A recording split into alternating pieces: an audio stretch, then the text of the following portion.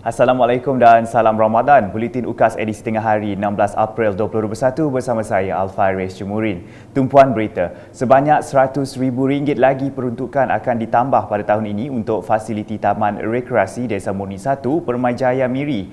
Menurut Menteri Pengangkutan Sarawak Datuk Lee Kim Shin semasa lawatan kerjanya di Taman Rekreasi tersebut pada Khamis, peruntukan ini bertujuan menambah baik taman termasuk kelengkapan permainan kanak-kanak dan tempat gimnasium.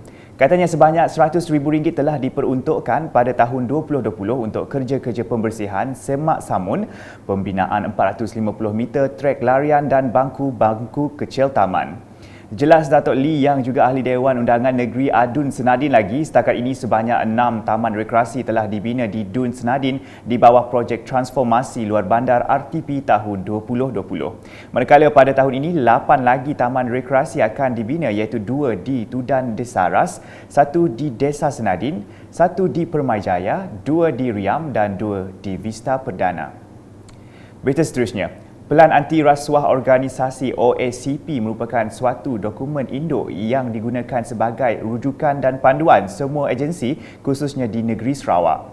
Setiausaha Kerajaan Negeri Sarawak Datuk Amar Jaul Samion berkata, semua pelan anti-rasuah Organisasi Residen Bahagian Kuching OACP RBK mesti dilaksanakan bersungguh-sungguh dalam usaha memerangi rasuah dan juga meningkatkan tahap integriti.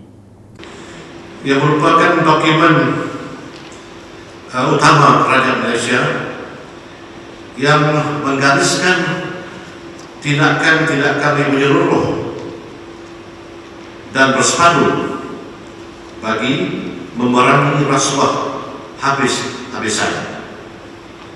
Saya dimaklumkan bahawa sebanyak 6 strategi dan 115 inisiatif telah dikenal pasti dalam NACP, National Anti-Corruption Plan, bagi meningkatkan tahap integriti, meningkatkan tabir urus dan juga usaha menangani kebarangkalian berlakunya rasuah. Beliau berkata demikian semasa menyempurnakan Majlis Pelancaran Anti-Rasuah Pentadbiran Bahagian Kuching di Kuching pada Khamis. Tambah Datuk Amar Jaul lagi, Sarawak telah mempunyai seramai 30 orang tenaga pelatih yang akan mengendali semua bengkel penyediaan OACP. Lanjutan daripada itu, beliau turut mengingatkan agar OACP ini hendaklah sentiasa dipantau dengan rapi dan serius supaya semua inisiatif yang terkandung dapat dipraktikkan secara cekap dan berkesan. Beralih ke perkembangan di Dewan Undangan Negeri Dun Tanjung Datu, dengan 223 orang penduduk menerima surat hak milik tanah.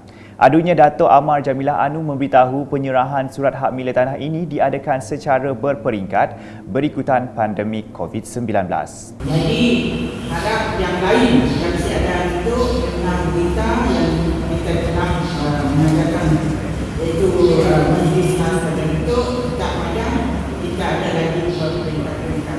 Kita tu akan boleh menyebar macam mana kakak. Saya tahu isi tanah adalah satu-satunya memang di hati kita semua, ya, bukan hanya kita dengan juga Datuk, malah yang disebut oleh penguasa kita tadi di seluruh Sarawak. Kita beruntung, kita sentuh, kita memberi perhatian kepada sukatan-sukatan.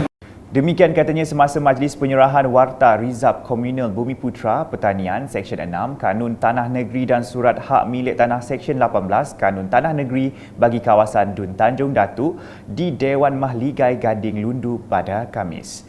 Beliau menambah kerajaan Sarawak merupakan satu-satunya kerajaan yang mengiktiraf pengukuran tanah adat Bumi Putra NCR melalui pelbagai usaha dan inisiatif untuk membantu komuniti Bumi Putra di Sarawak. Dalam majlis itu, sebanyak 3 buah kampung dalam kawasan Dun Tanjung Datuk telah menerima Warta Rizab Komunal Bumi Putra Pertanian Seksyen 6 Kanun Tanah Negeri iaitu Kampung Rayu Iban, Kampung Rayu Melayu dan Kampung Sungai Limau. Manakala 3 buah kampung lagi telah menerima secara simbolik Surat Hak Milik Tanah Seksyen 18 Kanun Tanah Negeri iaitu Kampung Pueh, Kampung Siru Dayak dan Kampung Siru Melayu. Dimaklumkan pewartaan Rizab Komunal Pertanian merangkumi komuniti Iban di Kampung Rayu Iban dan Kampung Sungai Limau serta komuniti Melayu di Kampung Rayu Melayu dengan jumlah keseluruhan tanah yang diwartakan adalah 830 ekar. Berikut pula di daerah Meradong. Penerima geran projek kecil luar bandar MRP disarankan agar lebih kreatif dalam merangka aktiviti bersesuaian dengan tempoh pelaksanaan Perintah Kawalan Pergerakan diperketatkan PKPD. Adun Meradong Datuk Ding Kong Hing turut mengingatkan semua penerima geran untuk memanfaatkan geran sebaik-baiknya bagi melaksanakan program berfaedah untuk masyarakat. Bercakap semasa majlis ringkas penyerahan geran pada Rabu, Datuk Ding berkata pemberian geran membuktikan Kerajaan Sarawak tidak pernah mengabaikan rakyat, sebaliknya sentiasa melakukan pelbagai pendekatan bagi memastikan mereka dapat melaksanakan program demi kepentingan bersama. Sebanyak 3 persatuan dan 2 sekolah di Meradong menerima geran tersebut yang berjumlah keseluruhan RM12,680 dengan senarai penerima seperti tertera.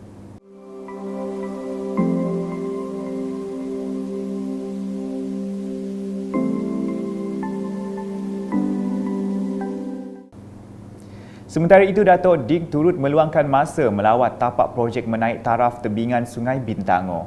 Menurutnya, apabila siap kelak, tebingan tersebut akan membantu menyelesaikan masalah banjir di tapak letak kenderaan dan menyediakan ruang yang selesa kepada para peniaga kecil-kecilan. Menurutnya, apabila siap kelak, tebingan tersebut akan membantu menyelesaikan masalah banjir di tapak letak kenderaan dan menyediakan ruang yang selesa kepada para peniaga kecil-kecilan untuk menjalankan aktiviti perniagaan pada hujung minggu.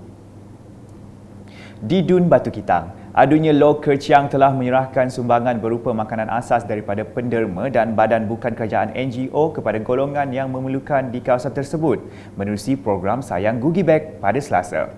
Beliau yang juga pengurusi Majlis Perbandaran Padawan MPP mengakui terdapat ramai penduduk di kawasan ini berpendapatan rendah dan memerlukan bantuan. Untuk itu, sumbangan sebanyak 200 beg beras 10 kg, 200 kotak biskut, 120 bungkus beras 10 kg dan 50 bungkus beras 5 kg diagihkan Persatuan Penggerak Kemajuan Kota Padawan dan Parti Bersatu Rakyat Sarawak SUPP Cawangan Kecil Batu 3 secara berperingkat di kawasan itu. Turut serta pengurusi Persatuan Penggerak Kemajuan Kota Padawan, Albert Lee Jun Hee dan Ketua Pemuda Pergerakan Parti SUPP Cawangan Kecil Batu 3, Gerak Go. Selanjutnya, penyerahan sumbangan kepada masjid dan surau sempena bulan Ramadan daripada Menteri di Jabatan Ketua Menteri, Integriti dan Ombudsman yang juga Adun Jepak Datuk Talib Zulkifli. Sumbangan telah disampaikan oleh Ketua Pemuda PBB Dun Jepak mewakili Pusat Hikmat Dun Jepak, Jeffrey Johari pada Khamis. Berikut senarai masjid dan surau di kawasan Dun Jepak yang menerima sumbangan. Sekian edisi Tengah Hari bersama saya Alfaris Jemurin dan kru penerbitan. Berita lebih lanjut boleh didapati di semua platform media sosial UKAS termasuk portal ukas.sarawak.gov.my dan pastikan anda subscribe UKAS channel di YouTube. Selamat berpuasa dan salam UKAS.